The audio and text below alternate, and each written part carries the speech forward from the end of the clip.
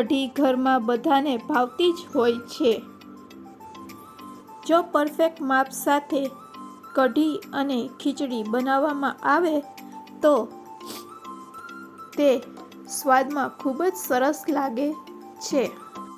જો પરફેક્ટ માપ ન હોય તો કઢી કાં તો જાડી બને છે કાં પતલી બને છે અને કઢીને વ્યવસ્થિત પકાવવામાં ન આવે તો તે કાચી રહી જાય છે।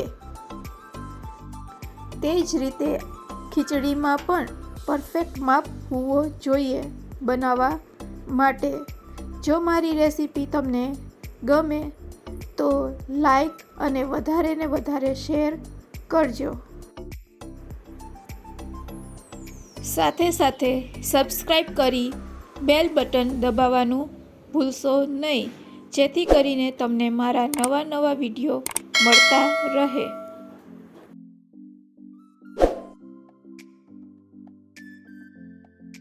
તો પરફેક્ટ માપ સાથે ગુજરાતી કઢી અને ખીચડી બનાવવા માટે સૌપ્રથમ આપણે 2 વાટકી ચોખા અને તેમાં મિક્સ કરેલ મગની દાળ લેશું।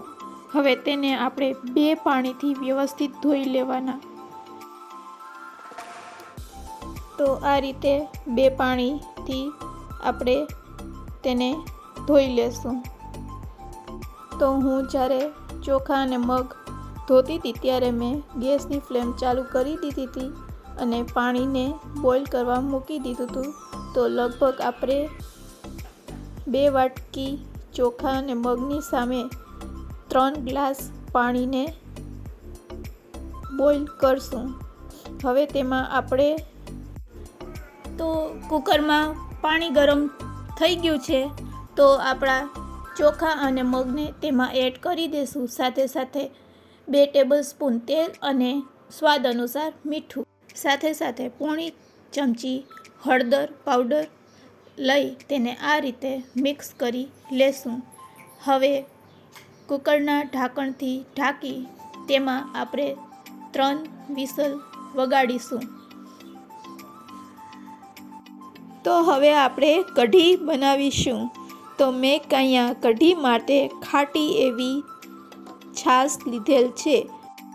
તો 1 ગ્લાસ છાશની સામે આપણે 1.5 ગ્લાસ જેટલું પાણી એડ કરીશું।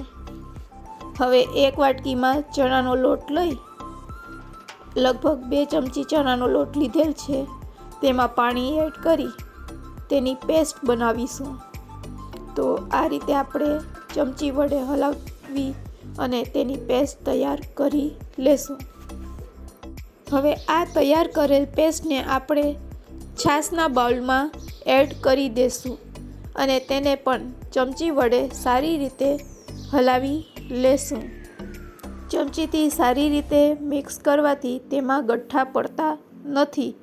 હવે તેમાં 4 લાલ મરચાં એડ કરીશું। લાલ મરચાં એડ કર્યા પછી તેમાં આપણે થોડીક કોથમીર એડ કરીશું અને સાથે સાથે લીમડાના પાન। હવે તેને સારી રીતે ચમચીથી હલાવી લેશું। હવે તેમાં આપણે આદું એડ કરશું। તો આ રીતે ખમણી વડે તેને ખમણી લેશું। આદું એડ કર્યા પછી અડધી ચમચી હળદર પાવડર એડ કરીશું।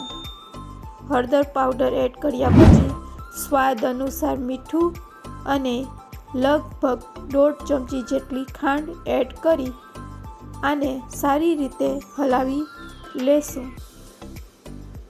હવે તેનો આપણે વઘાર કરીશું। તો કઢીને વઘારવા માટે ગેસની ફ્લેમ ચાલુ કરી એક ટોપલીમાં આપણે લગભગ 4 ટેબલસ્પૂન તેલ લેશું। તેલ ગરમ થઈ જાય એટલે 1 ચમચી રાઈ અને થોડીક જીરું એડ કરીશું।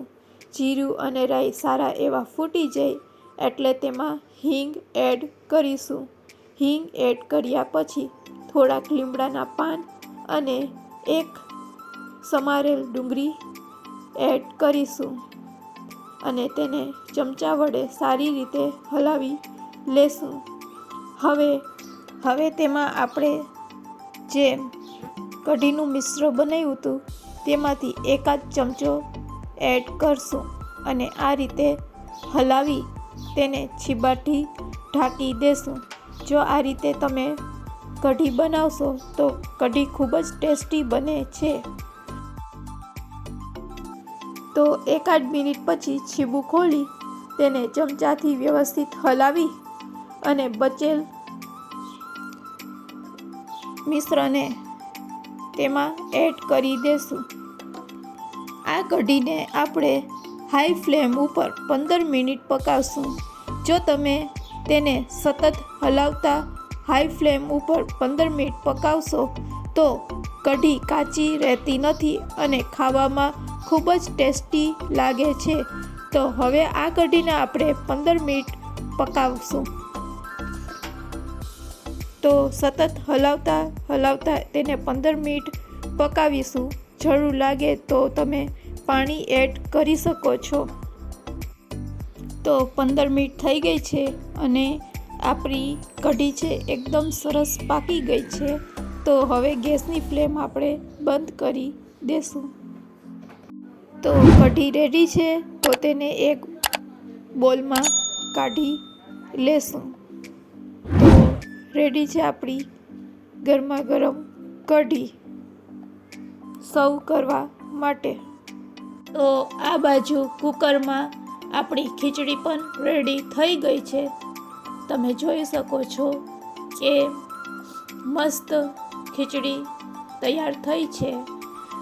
તો હવે આપણે તેને સર્વિંગ પ્લેટમાં લઈ લેશું. તો ગરમા ગરમ ખીચડી તેની સાથે ગરમા ગરમ કઢી રેડી છે સર્વ કરવા માટે. ખૂબ જ હેલ્ધી અને રાત્રિના ભોજનમાં લઈ શકાય તેવી કઢી ખીચડી રેડી છે સર્વ કરવા માટે.